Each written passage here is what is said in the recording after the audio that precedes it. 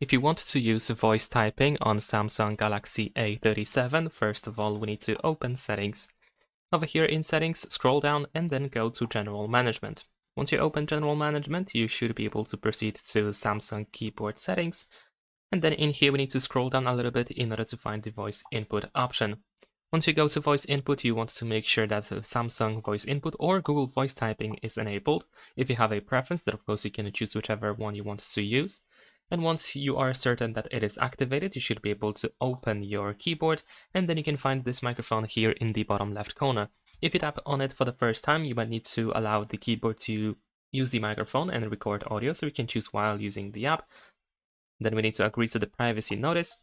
And now whatever you say out loud, it should be converted into a text, as you can see right now on my phone. Of course, we can tap on the microphone again in order to turn off the microphone, so the speech to text is disabled.